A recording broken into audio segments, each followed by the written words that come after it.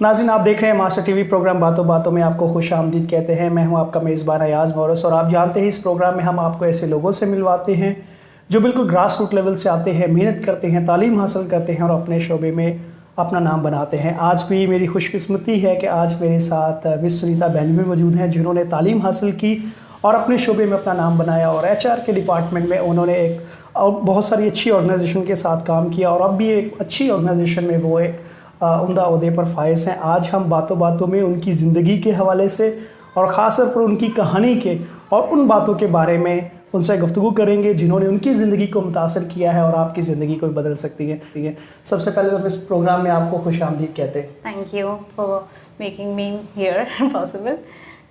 Thank you.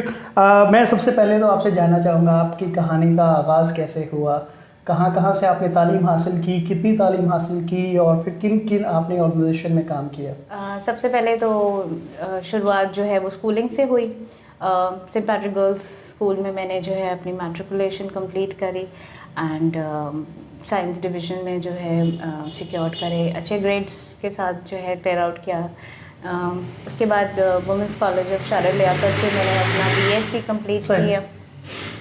BSc complete करने के बाद शौक़ था कि आगे मज़ीद मास्टर्स की तरफ जो है प्लान्स थे, लेकिन काफ़ी ज़्यादा जो है फाइनेंशियली प्रॉब्लम्स थे, तो जिसकी वजह से जॉब करने के लिए अपनी पॉकेट मनी और अपने स्टडीज़ के को खुद सपोर्ट करने के लिए ऑफिस वगैरह में अप्लाई करना शुरू किया। तो फिर यह है कि ऑर्गेनाइजेशंस में जो है मौका मिला जॉब करने का, मल्टीपल ऑर्गेनाइजेशंस में काम किया और फिर ऑर्गेनाइजेशंस में काम करते हुए ही एमबीए में एडमिशन लिया और फिर then I got qualified for MBA specialization in HR. ज़बरदस्त। तो फिर कौन कौन सी आपने बड़ी ऑर्गेनाइजेशन के साथ काम किया और आप किस ऑर्गेनाइजेशन के साथ आप काम करें? सबसे पहले मैंने एम्बेसी ऑफ श्रीलंका में काम किया था, जहाँ पे मुझे मौका मिला श्रीलंकन कॉन्सुलेट जो है वहाँ पे किस तरीके से काम होता है कॉन्सुलेट में, क्योंकि बिल्कुल फ़र्स्ट जॉब थी तो बिल्कुल भी आइडिया नहीं था कि किस तरह से काम होता है। काम सीखने के बाद जो है मौका मिला आगे मूव ऑन करने के लिए। वहाँ पे 2 साल जॉब करने के बाद, क्योंकि आपको पता है एम्बेसी का नाम ऐसा होता है कि आपके पास एक एक्सपीरियंस आ जाए तो फिर आपको दूसरी कंपनी भी वेलकम करती हैं आपको। मुझे एक 6 मंथ की एक इंटर्नशिप थी, गवर्नमेंट ऑर्गेनाइजेशन थी, वहाँ पे उन्होंने हायर किया। मुझे 17 ग्रेड ऑफिसर की पोजीशन मिली, that was a big thing and लेकिन बहुत सारी चीज़ें सीखनी थी क्योंकि उम्र कम थी और ओहदा भी बड़ा था, तो पॉलिटिक्स बहुत ज़्यादा होती है।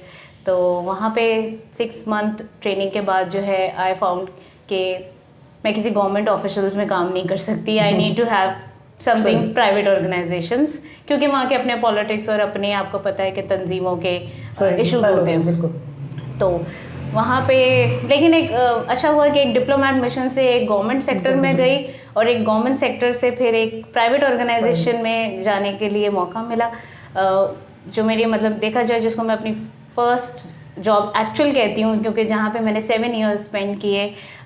एक फार्मास्यूटिकल डिस्ट्रीब्यूशन कंपनी थी मल्टीनेशनल, पैरासिल्सिस पाकिस्तान प्राइवेट लिमिटेड के नाम से। वहाँ पे मैंने 7 ईयर्स सर्विस की अपनी और I was reporting to directly CEO as executive secretary. वहाँ पे काम करते हुए ही सीईओ की पोजीशन जो है वो चली गई रीजनल ऑफिस में और यहाँ पे सीईओ कोई थे नहीं। तो उस वक्त मेरे डिपार्टमेंट ने मुझे, क्योंकि मैं स्टडी भी कर रही थी, तो मुझे उन्होंने कहा कि आप एचआर की पोजीशन पे अगर अप्लाई करना चाहती हैं। तो मैंने अप्लाई किया एंड आई गॉट सिलेक्टेड। तो फिर मैंने फिर बाकी के जो 2 साल हैं वो वहाँ पे खिदमत अंजाम दिए एंड देन उसके बाद मुझे अप्लाई किया मैंने नोवार्टिस फार्मा पाकिस्तान लिमिटेड, जो कि it's a big brand manufacturing pharmaceutical company. वहाँ पे अप्लाई किया।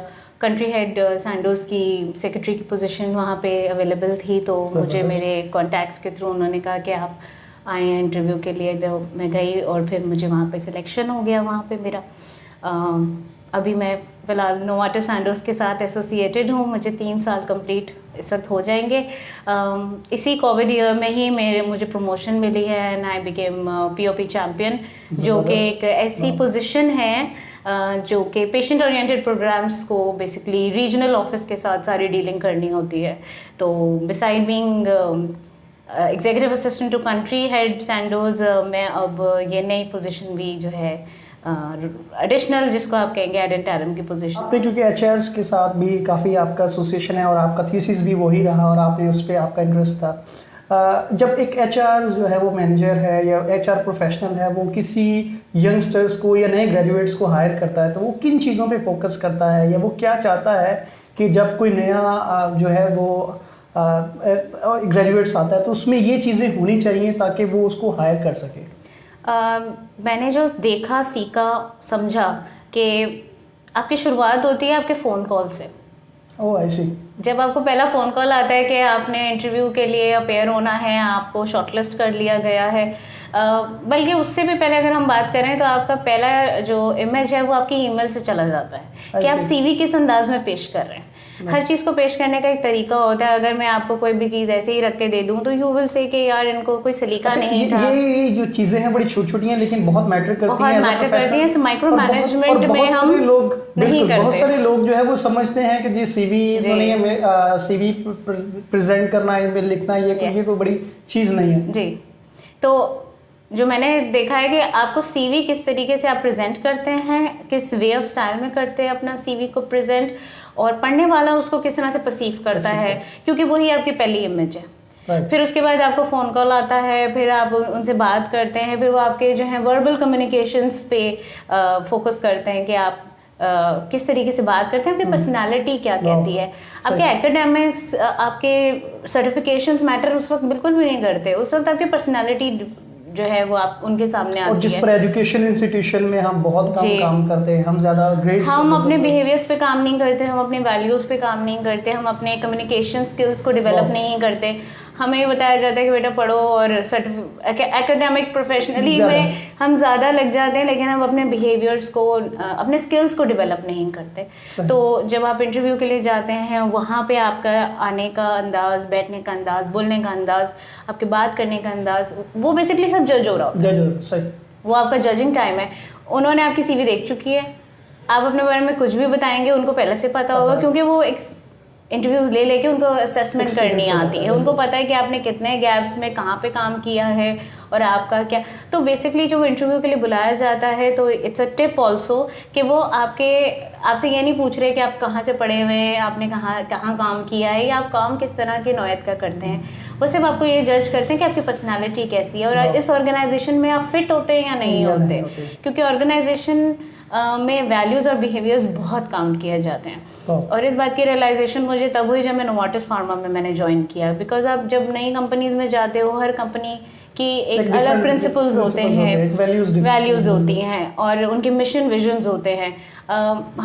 हम मिशन और विजन को तो पढ़ के ही नहीं जाते। कौन सी ऑर्गेनाइजेशन किस मिशन पे काम कर रही है और उसका विजन क्या है, ये हम बिल्कुल स्टडी नहीं करके जाते इंटरव्यूज़ में। और हमें पता ही नहीं होता कि हम जिस ऑर्गेनाइजेशन में विलिंग है जाने के लिए कि हम मुझे यहाँ पे काम करना है, तो क्या वो आपको अपने पास रखने के लिए विलिंग है या नहीं। तो उसके लिए अपनी तैयारी करके जाने के बाद आपको यही सारी चीज़ें काउंट करती हैं जो एचआर आपको जज करता है ड्यूरिंग असेसमेंट। सही। मैं क्योंकि आपकी मौजूदगी का फ़ायदा उठाते हुए मैं ये बहुत सारे जो यंगस्टर्स हैं या जो नौजवान हैं, जो नए ग्रेजुएट्स हैं, जो प्रोफेशनल फील्ड में आना चाहते हैं, क्या वो आप उनको टिप्स देना चाहेंगे कि क्या क्या किन चीज़ों पर उन्हें काम करना चाहिए और क्या चीज़ें उन्हें पहले से प्रिपेयर करनी चाहिए ताकि जब वो किसी ऑर्गेनाइजेशन में जाते हैं, अप्लाई करते हैं, इंटरव्यू के लिए जाते हैं तो उनको आसानी हो। और जो आपने ये बड़ी ज़बरदस्त बात की कि विजन और मिशन, इसको कैसे असेस करें, किस अंदाज से देखें कि उन्हें आसानी हो कि क्या ये ऑर्गेनाइजेशंस की क्या वैल्यूज़ हैं और कैसे इस ऑर्गेनाइजेशन में वो फिट हो सकते हैं। सबसे पहले तो जब वो अप्लाई करते हैं तो देखें हर डिफरेंट इंडस्ट्रीज़ है। सही। सबसे पहले तो वो अपने करियर काउंसलिंग पे फोकस करें कि उन्हें करना क्या है और किस इंडस्ट्री में काम करना है। बेसिकली हम जब बड़े हुए हमें बस ये था कि जॉब मिल जाए ताकि हम पढ़ लें और नौकरी कर लें और घर वालों का हाथ बटा लें। बिकॉज हम लोग इतने हाई बैकग्राउंड से तो आते नहीं, फाइनेंशियल बैकग्राउंड से तो आते नहीं, इतने हमारे पास बैंक बैलेंस तो होता नहीं था कि हम अपने लिए जो है बाकायदा करियर काउंसलिंग को हायर करें और हायर स्टडीज़ के लिए बाहर जाएं, और बिकॉज ये चीज़ें हमारे पास नहीं थी, लेकिन हमारे पास वो रिसोर्सेज जो थे, जो अवेलेबल रिसोर्सेज थे, उन्हीं का फ़ायदा उठाते हुए हमें अपने आप को ग्रूम करना है। तो मैं ये कहूँगी कि सबसे पहले तो आप अपनी इंडस्ट्री सेलेक्ट करें, बिकॉज अगर आप अलग अलग इंडस्ट्री में अपने आप को अप्लाई करेंगे तो आपको रखने वाला भी रखने के लिए कासिर नहीं होगा। वो चाहेगा कि आपका बैकग्राउंड जो है, अगर आप बैंकिंग से हैं तो आपका बैकग्राउंड बैंकिंग से हो, आपने इंटर्नशिप की हो, आपने स्टडीज़ फाइनेंस की वही की हो जो आप जिसके लिए अप्लाई कर रहे हैं, फिर आप डिफरेंट ऑर्गेनाइजेशन बैंकिंग सेक्टर से काम करके आए हुए हों, तो वो आपको जल्दी रखने के लिए आपको अप्लाई, आपने जिस पोजीशन पे किया वो आपको जल्दी हायर करेगा। अगर आप टेलीकम्युनिकेशन के हैं, बीपीओ इंडस्ट्री के हैं, अगर आप आईटी इंडस्ट्री के हैं, तो आप जिस इंडस्ट्री से ताल्लुक़ रखते हैं आप उसी फील्ड में हैं, अपनी पढ़ाई भी करें और अपनी जो ऑर्गेनाइजेशंस में आप अप्लाई कर रहे हैं एज एक्सपीरियंस चाह रहे हैं या सर्विसेज चाह रहे हैं कि मुझे यहाँ पे हायर हो जाए, जॉब मिल जाए, तो उसी इंडस्ट्री में आप और उसी से स्टिक रहें। ये नहीं कि कभी किसी को कर रहे हैं, कभी किसी को कर रहे हैं। तो मेरे साथ ये हुआ कि मैंने डिप्लोमा एडमिशन में काम किया, गवर्नमेंट में किया, और फिर जब मुझे एकदम से प्राइवेट कंपनी में काम करने का मौका मिला तो मैंने एक फार्मास्यूटिकल कंपनी को सिलेक्ट किया। अब फिर मुझे ये मेरे जो ऑब्वियसली मेरे मेंटर्स थे उन्होंने मुझे गाइड किया कि अब तुम्हें फार्मा इंडस्ट्री में ही ग्रो करना है, और जितनी फार्मा इंडस्ट्रीज़ हैं उन्हीं में ही आपने आगे फर्दर अप्लाई करना है, ताकि यह है कि आपकी जो वैल्यू है उसी सेम इंडस्ट्री में आपको वैल्यू किया जाए। सही। हमारी गुफ्तगू का सिलसिला जारी रहेगा। हम एक ब्रेक लेंगे, ब्रेक के बाद वापस आएंगे तो अपनी गुफ्तगू का सिलसिला जारी रखेंगे। नाज़रीन हमारे साथ रहिएगा।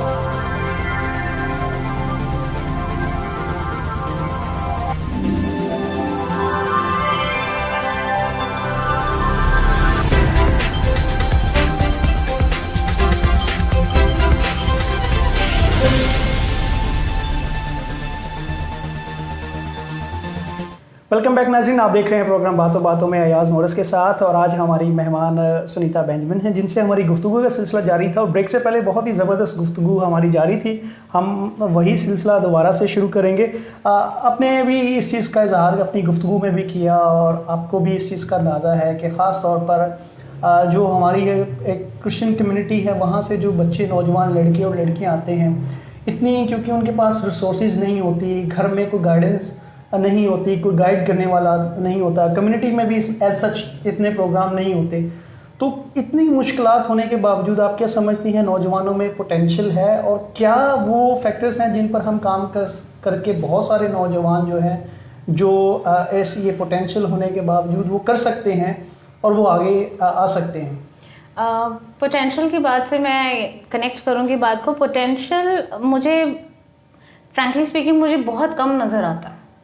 अच्छा, मतलब अगर आप ये कहें कि पोटेंशियल है, तो अगर मेजॉरिटी बात करें तो लड़कियों में थोड़ा पोटेंशियल ज़्यादा नज़र आता है, जो हमारी क्रिश्चियन बच्चियां हैं। लड़कों में ऐसा नहीं कि मैं बोल रही हूँ कि लड़कों में पोटेंशियल नहीं है, लड़कों में भी पोटेंशियल है, लेकिन वो एक्सप्रेस नहीं कर रहे होते, या वो अपनी घर की जिम्मेदारियों में इतने ज़्यादा इंडल्ज हो जाते हैं कि उनको अपने ऊपर ग्रूम करने के लिए वो रिसोर्सेज नहीं अवेलेबल होते हैं। क्या समझते हैं यहाँ कहीं फैमिली में भी सुनिए कि जब हम ग्रूमिंग कर रहे होते हैं, खास तौर पर वालिदैन जो हैं वो इस चीज़ पर फोकस नहीं करती कि वो लड़कों को बहुत लाइटली लेते हैं और उन्हें शुरू से रिस्पॉन्सिबिलिटी नहीं देते, जिसका नुकसान ये होता है कि वो आगे जाके अपनी प्रोफेशनल लाइफ में कभी भी सीरियस होते नहीं है। एग्जैक्टली ये बात का अगर हम रूट कॉज देखें तो क्योंकि हमारा फर्स्ट इंस्टीट्यूशन हमारा घर होता है और हमारे पहले टीचर हमारे पेरेंट्स होते हैं, तो अगर हम घर का माहौल ही लर्निंग इंस्टीट्यूशन की तरह नहीं रखेंगे, एक दूसरे को ना सिखाएंगे ना सीखेंगे और अपने घर के माहौल में कोई डेवलपमेंट नहीं करेंगे, तो हम अपने बच्चों को आगे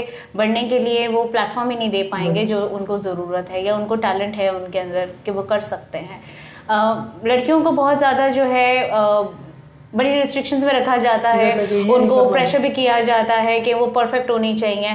सिर्फ उन इस बात के लिए नहीं बोला जाता कि उनके अपनी स्टडीज़ में ध्यान देना है, उनको उनके लुक्स पे हर चीज़ पे जज किया जाता है, तो जिसकी वजह से वो अपने आप को बहुत ज़्यादा ग्रूम करती हैं, अपने बात करने के अंदाज को, उठने बैठने के तरबियत जो होती है जो, लेकिन हम अपने लड़कों की तरबियत पे बहुत कम फोकस करते हैं।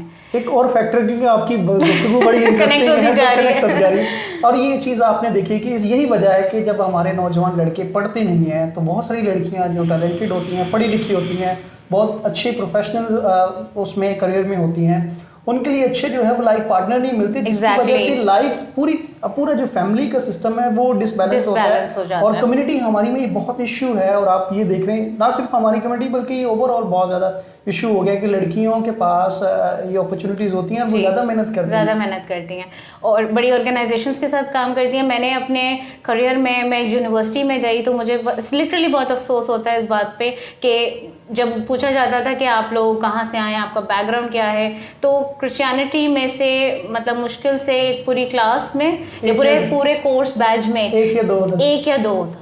एंड इट इज़ लाइक कि मुझे होता था, तलाश होती थी कि यार कोई लड़की या कोई लड़का मेरी कम्युनिटी से भी खड़ा हो के बोले कि मैं इस कम्युनिटी, और जहाँ पे मुझे कोई नाम सुनने को मिलता था जो कि हमारे क्रिश्चियन कम्युनिटी के लड़के लड़कियों के नाम है, और लिटरली खुशी होती थी कि यार, और जाके दिल करता था उनसे मिलने का कि उनसे बात करें, पूछें कि आप कहाँ से आए हैं और आपका ताल्लुक कहाँ से है, और उनके साथ, क्योंकि हम वैसे ही हम लोग मिनॉरिटीज़ में तो हमारा ताल्लुक बहुत ही एक दूसरे से जो है लिमिटेड होता है। हम लोग चर्च के हवाले से मिल लेते हैं या यूनिवर्सिटीज़ में कोई मिल लेते हैं, तो वो एक मिलाप जो होता है एक दूसरे के साथ, वो पता चल जाता है कि अच्छा आप उस पैरिश के हैं, अच्छा आप इस पैरिश के हैं, तो अच्छा लगता है कि कोई अपनी कम्युनिटी से जो है अच्छी ऑर्गेनाइजेशंस में काम करे, अच्छी यूनिवर्सिटीज़ में तालीम हासिल करे, और यहाँ ही नहीं सिर्फ इंटरनेशनल लेवल पे भी अपना नाम करे, अपनी कंट्री का नाम प्राउड करे, अपनी कम्युनिटी का नाम प्राउड करे। सही, जैसे आपने भी जिक्र किया कि वालिदैन, क्योंकि ये हमारा वो फाइनेंशियल बैकग्राउंड भी नहीं होता, और वालिदैन भी शायद अभी उस तरह से हमारी तरबियत नहीं कर पाते जिस तरह से एक प्रोफेशनल करनी चाहिए, तो कम्युनिटी की सतह पर हमें क्या करना चाहिए कि बहैसियत हम एक कम्युनिटी ऐसे नौजवानों को, जैसे आप जैसे प्रोफेशनल हैं, नौजवानों को गाइड कर सकें किस तरह से कि वो अपने जो प्रोफेशनल लाइफ में जब आए तो इन चीज़ों पर फोकस करें?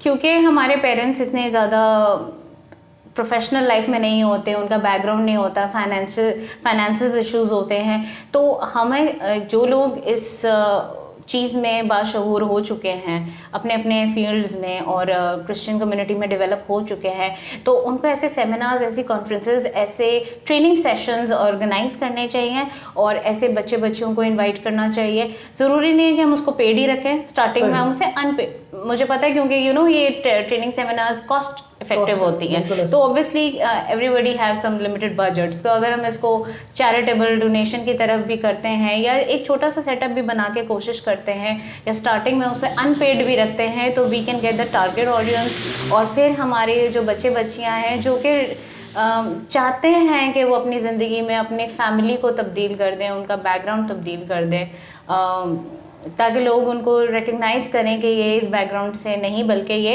एक अच्छे पढ़े लिखे ख़ानदान से आए हैं, तो उसके लिए ऐसे ट्रेनिंग सेमिनार्स होने चाहिए।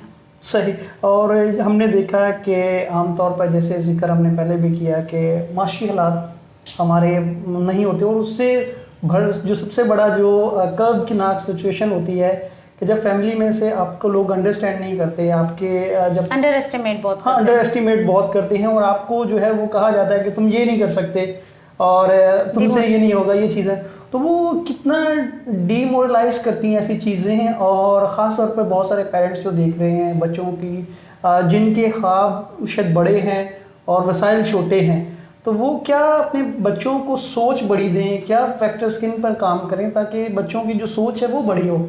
बड़ी सोच रखेंगे तो अपॉर्चुनिटीज़, आपको पता है कि जब आप में पैशन होता है, जज्बा होता है, तो इन दी एंड आप उसको जो है वो अपने ख्वाब को अचीव कर सकते हैं। डिस्करेज करना, डीमोटिवेट करना, उनको ये बोलना कि वो ये कर सकते हैं या नहीं कर सकते हैं, ये सारी चीज़ें मैटर करती हैं तब जब आप उनको जज करते हैं। आप उन्हें जज करते हैं अपने बेसिस पे, लेकिन दुनिया उनको जज करती है अपने स्केल पे, तो उनको दुनिया में आने दें, वो गलती कर रहे हैं, उनकी गलतियों पे उनको तनकीद करने के बजाय उनकी इस्लाह करें, और जितनी इस्लाह उनकी कर सकते हैं करें, और ज़िंदगी उनको खुद सबक सिखाएगी। बिल्कुल सही। तो उनको गिरने दें, आई विल से कि उनको गिरने दें, उनको उठने दें, उनको चोट लगने दें, और फिर जब वो चोट खाएंगे और आपके पास दोबारा आएंगे तो फिर वो आपको ये नहीं बोलेंगे कि हमें पता है, वो बोलेंगे कि आपने सही कहा था। सही कहा। तो ये हमें पता है से आपने सही कहा तक का सिर्फ सफ़र होता है, वो तब करेंगे जब वो आप उनको आज़ाद छोड़ेंगे, फ्रीडम देंगे।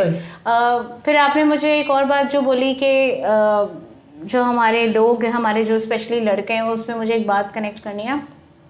हमारे लड़के म्यूज़िक की फील्ड में, फैशन की फील्ड में बहुत ज़्यादा मुझे नज़र आते हैं। अगर हम चर्च में भी जाते हैं तो हमें एक ऐसा एक पूरा वो एक क्या कहेंगे आप उसको, वो नज़र आता है एक लड़कों का ग्रुप, जिसमें फैशन और गैजेट्स और इस तरह की चीज़ें आजकल जो हैं लड़के लड़कियां टिकटॉक से बहुत ज़्यादा इन्फ्लुएंस हुए हैं और इस तरह की चीज़ों में आगे बढ़ रहे हैं। तो हम उन्हें मना करते हैं कि ये नहीं करें, ये नहीं करें, ये चीज़ नहीं करें। बट इस वक्त हर चीज़ को करने में अगर आप उसमें महारत हासिल कर रहे हैं तो उसमें बुराई नहीं, बिल्कुल ऐसे। लेकिन उसको करने का तरीका ठीक होना चाहिए, उसका कंटेंट ठीक होना चाहिए, ताकि आप दूसरों को इन्फ्लुएंस कर सकें, दूसरों की ज़िंदगियों को इन्फ्लुएंस कर सकें। तो ज़रूरी नहीं है कि आप सिर्फ पढ़ाई ही करें और पढ़ाई की ही फील्ड में और ऑर्गेनाइजेशंस में ही जाएं। अगर आप टैलेंटेड हैं, अगर आपको लगता है आप म्यूजिशियन हैं, आप अच्छा बजा सकते हैं, आप अच्छा गा सकते हैं, तो आप उस फील्ड में भी जाएं। तो आप अपने बच्चों को जाने दें, क्योंकि अगर आप उन्हें खींच के दूसरी तरफ भेजेंगे जहाँ उनका ना दिल है ना दिमाग है, तो वो उस चीज़ में, उस काम में पैशन ही नहीं है। आपने बोला पैशन, जब उसका दिल ही नहीं है, दिमाग ही नहीं है, तो उसमें वो पैशन कैसे लेकर आएगा? बिल्कुल। तो पैशन उस चीज़ में लेकर आएगा जिसमें उसका दिल है, उसका दिमाग है। नशा सबसे बड़ा जो इस वक्त प्रॉब्लम चल रहा है हमारी कम्युनिटी में, एटलीस्ट वो इस नशे में तो नहीं है ना, अगर नहीं है तो, और अगर इस नशे में है तो उसके लिए भी उसको मेंटोर करें, ताकि वो उसको ऐसी जगह लेके जाएं जहां वो दूसरे लोगों से इन्फ्लुएंस हो। अगर आप उसे बोलते रहेंगे कि तुम बदल जाओ बदल जाओ बदल जाओ, वो नहीं बदलेगा। सही। आप उसे एक ऐसा माहौल दें जहाँ पे वो दूसरों को देखे और अपने आप को देखे और मुआयना करे कि मुझ में और इनमें क्या फ़र्क है, और फिर अगर वो उनकी ज़िंदगियों से मुतासिर हो जाता है तो उसी वक्त वो बदल जाएगा। बिल्कुल। मैं ख़ास तौर पे चाहूँगा कि आप उन लड़कियों के लिए जो ख्वाब देखना चाहती हैं, जो पढ़ना चाहती हैं और माशरे में कंट्रीब्यूट करना चाहती हैं, जो अपने ख़ानदान को और अपने आप को बदलना चाहती हैं और प्रूव करना चाहती हैं कि वो उनमें वो सलाहियतें हैं, वो खूबियाँ हैं कि वो इस माशरे का एक पॉजिटिव हिस्सा है और इसमें कंट्रीब्यूट कर सकते हैं, किन चीज़ों पर उन्हें काम करने की ज़रूरत है और क्या मिशन मकसद जो है उन्हें अपने जहन में रखना चाहिए कि वो अपनी ज़िंदगी को इस तरह से लीड करें कि वो एक सोसाइटी का, अपने ख़ानदान का और माशरे का बेहतर तौर पर हिस्सा बन सकें। मैं समझती हूँ कि जो लड़कियाँ टैलेंटेड हैं, जो कि जिनके पास रिसोर्सेज हैं और जो चाहती हैं, या रिसोर्सेज नहीं भी हैं और जिनको चाहत है कि हम अपने फैमिली के लिए, अपनी सोसाइटी के लिए, अपनी कम्युनिटी के लिए और अपनी कंट्री के लिए कुछ करें, तो सबसे पहले तो वो अपने मिशन और विजन पे फोकस करें, पुख्ता इरादा करें। और हमारे पास एक्सक्यूजेस बहुत होते हैं कि हमारे पास ये नहीं था तो यूँ नहीं हो सकता, होती है पूरी बहुत बड़ा होता है ये। मतलब मैं आपको कोई बुकिश किताबों वाली बातें करके मैं आपको इन्फ्लुएंस नहीं करना चाहती, मैं आपसे इसलिए प्रैक्टिकल बात कर रही हूँ क्योंकि जो चीज़ आपने भी देखी है, मैंने भी देखी है और सोसाइटी ने भी देखी है, हम उस पर तो फोकस करते नहीं हैं। तो हम बच्चों को कहते हैं कि तुमने ये करना है, तुमने ये करना है, तुमने ये करना है। वो ये सब तब करेगा जब उसको उसके दिल में जो है करने की चाहत होगी। तो अगर आपके दिल में चाहत है, अगर आप ये करना चाहते हैं, आपके पेरेंट्स आपको सपोर्ट कर रहे हैं और आप आगे बढ़ना चाहते हैं, तो सबसे पहले तो अपने लिए ऐसी जगहों को तलाश करें जहाँ पे आपको ऐसे लोग आपके मेंटोरिंग करें, आपकी काउंसलिंग करें, आपको सही रास्ता दिखाएं। आपके और हमारे टाइम में तो कोई था ही नहीं जो हमें रास्ता दिखाता, जो ये बताता कि अच्छा फॉर्म ऐसे फिल करके ग्रेजुएशन के लिए ऐसे अप्लाई करते हैं, या मास्टर्स करना है तो तुम्हें इतनी पढ़ाई करके जो है यूँ करना है। तो हमने कुछ अचीव किया है तो हमारे पास वो रिसोर्सेज नहीं थे, आपके पास बहुत सारे रिसोर्सेज हैं, बिल्कुल ऐसे आप वो सारी चीज़ें कर सकते हैं। और अगर नहीं कर सकते तो उनके पास जाएं जिन्होंने ये चीज़ कर ली है, जो इस लेवल तक पहुंच गए हैं, उनके पास जाएं, उनसे पूछें, उनसे मशवरा करें, उनसे बात करें और डिसीजन अपना लें हमेशा, ताकि ये ना बोलें कि यार आपने मुझे कहा था करने के लिए तो मैंने तो ये किया तो मेरे साथ तो यूँ हो गया। तो कभी भी ब्लेम नहीं करें किसी को किसी भी चीज़ के लिए, अपने डिसीजन खुद लें, चाहे फिर उसके रेपरकशंस कोई भी हो।